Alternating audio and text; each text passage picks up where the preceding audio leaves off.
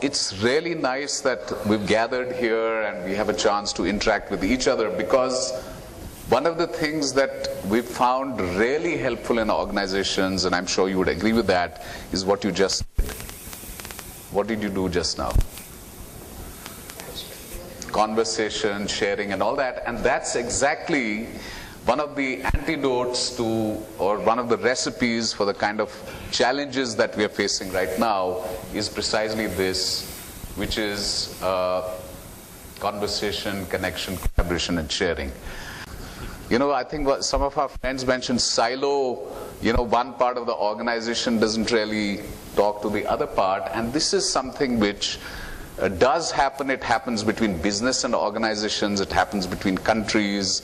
It's something that cannot really work right now. And the boat we're in now is really this. I think I just want to share with you how the way we look at organizations is changing. I think the view of organizations is radically going to change.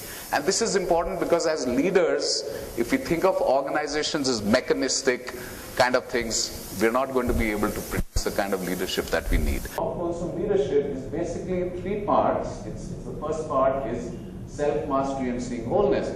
If I chop wood or I chop vegetables with a knife, I can chop different vegetables, but if my knife is not sharp, what happens? I can't do it properly, right? So the mind, the body of the leader has to be in perfect harmony, has to be sharp. That's the first part. The second part is about relating to and developing people. How do we develop people? How do we see the power in them? How do we relate to them in a very deep way? How do we unfold their potential and not leaving it only at these two things? Finally, what would also be important for business sustainability is delivering value to shareholders, to all stakeholders, as we just saw. So this is our model of wholesome leadership. $9 billion US. When Whole Foods burned down, it burned down. The whole business was wiped out. Customers said, we will come and pay for it. We will come and help you rebuild it. Employees, people said, we will come and work free for 6 months, but let's build it back. That is purpose. That is wholesome business. That is a business that is a joy to the world. Wholesome leadership, wholesome business makes business sense. It's not, and it is sustainable. There's no other way. I mean, on a planet that is facing huge challenges, and the kind of challenges that you brought out, what else is the way to go? The resources, the wealth of inner goodness and human goodness are limited.